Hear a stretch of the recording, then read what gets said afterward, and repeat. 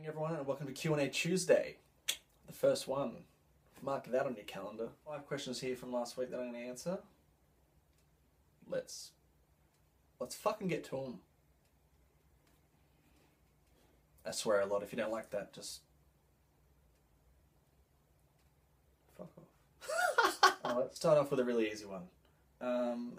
New York City Girl 99X asks, what are your top 5 books? I think I have to give a shout out just to Harry Potter and the Prisoner of Azkaban, because that is the first Harry Potter book I read. I started at number 3, then went back and read number 1 and 2, and then 3 again, and then 4, 5, 6, 7. And I've read them all like a million times. But I started at number 3. I didn't even like Harry Potter. I was bored, so I picked it up. And it was so good, as I'm sure many of you know. Okay, my next book's The Kite Runner by Khaled Hosseini. I'm probably saying his whole name completely wrong, so I apologise if you're watching, and I know you are. It was just really good storytelling, the whole book. I just loved it from start to finish. My mum gave it to me and said, you've got to read it, and mum's pretty cluey. She knows what I like, so. The next book, Women by Charles Bukowski. I know every writer seems to fucking love Bukowski, and for all the right reasons, of course, but when I started reading, I wasn't enjoying it as much as I wanted to, because I just wanted to, if I want to write, I have to love Bukowski.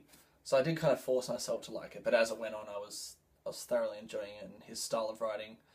I've never read a book where it's so raw and it's just so, I don't know, not a lot happens in it, but that's just like what he was, I guess, writing about, that just stories can be everywhere. It doesn't have to be about things on a grand scale. I want to read more of Bukowski, but from what I understand so far, he can write so aware of his flaws as a human and as a man, and that's what I love about that book, so that's definitely top 5.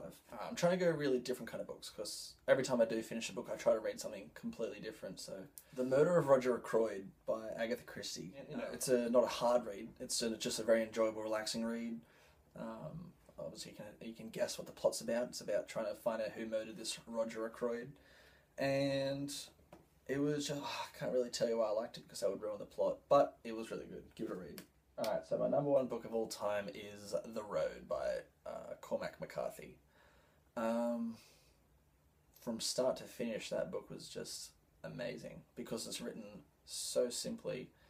I mean, I'm sure there's many complex things going on within it, but just from a reader's point of view, it's very straight to the point. There's no flowery writing. It's unforgiving. It's just, it is what it is. It doesn't even need character names. It's just the man and the son, the father and the boy.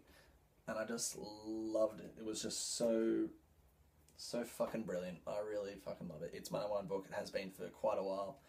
There's going to have to be quite a good book to knock that from the number 1 position. Alrighty, next question. Alrighty, Nessie11 asks, if you could have dinner with any 3 people, living or dead, who would they be? There's one definite in there, because I really enjoy this man. It's a lifestyle. John Green. Everyone knows him all through The Fault in Our Stars, Looking for Alaska, Paper Towns, The Abundance of Catherines, yada yada yada. So, Looking for Alaska, by the way, almost made my top 5 books. He just recently subscribed to his YouTube channel, The Nerd Fighters, which awkwardly for me also has apparently a Question Tuesday thing going on, so that's embarrassing, because it looks like I've ripped him off, and I haven't, so don't think I have, Mr. Green. If you're watching, and I know you are, you're probably sitting right next to Carl Hedosini. Secondly, I will sit down to have dinner with Daniel Radcliffe. I fucking like him. He's cool. He's a cool guy. He enjoys the things I enjoy, I think. He likes music. He likes talking about interesting stories and obviously film. I can talk to him about that. The only problem is it'd be so hard not to bug him about Harry Potter. I would want him to do all kinds of things. Harry Potter must not go back to Hogwarts School of Witchcraft and Wizardry this year. But I have to go, they're my friends. Sorry. Alright, third one. I guess I need to pick someone who's dead now, because she said living or dead. I should pick someone who's dead. Hopefully when this video goes live, John Green or Daniel Radcliffe have not died yet. Please do not die. We have a dinner date. This is really hard. I don't know heaps of dead people. Maybe someone like Frank Sinatra. I don't know. I don't really know much about him, but he seems suave and cool and enjoy a drink. He does have this one really cool quote. I fucking love. It says, I feel sorry for people who don't drink because when they wake up in the morning, that's the best they're going to feel for the rest of the day. I think that's him who said it. And I think that's how the quote goes. But either way, it's a cool quote that I just said. Let's pretend I made it up. There's a lot of people that I would like to... Maybe one day I'll get to have dinner with all these people. Except the dead ones. Well, maybe I can still do that. Ooh, this one's deep. This one's deep. Eclectic Rain asks, what are the innermost struggles you deal with most? Can we dim the lights? I need an assistant. I guess just time. Time freaks me out. I'm always running out of time. You're never gaining time. Shit, that got deep. Because I spent 3 years at university studying film and media and the news and radio, and that was fun. And I always thought from the last 6 years, I was like, film's where it's at for me. I'm going to be a director or an actor or something in film. And then after 3 years, it just kind of hit me like, whoa, I don't like making movies. What the fuck? I like watching them. I like learning about them. I like talking about them. Making them, not so much. But I guess I'm just I'm suffering society's little idea that you need to be fucking perfect and in a career and great at the age of, straight out of high school really. You need to go into high school and you need to get tertiary education and you need to fucking nail it and go into a career and live a prosperous life with a mortgage and a white picket fence and a fucking house loan. And I'm 22 and I write little stories for people. And I like video games. So I guess I deal with time badly.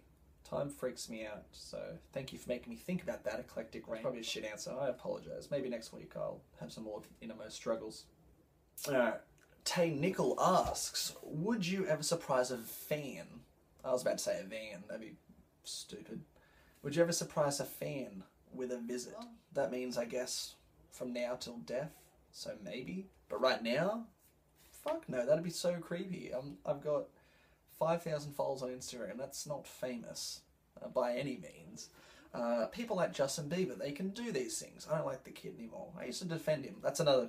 Someone asked me about him one time.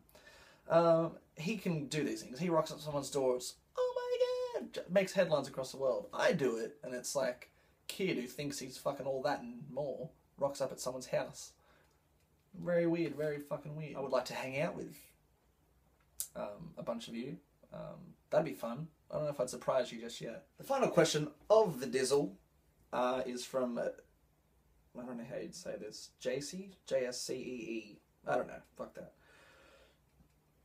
She asks, what's the question you would ask if it were you asking the question, not you, me? I was like the question, do you believe in the afterlife? FYI, I do. Kind of ish. I'm not religious in any way at all, so I believe in reincarnation.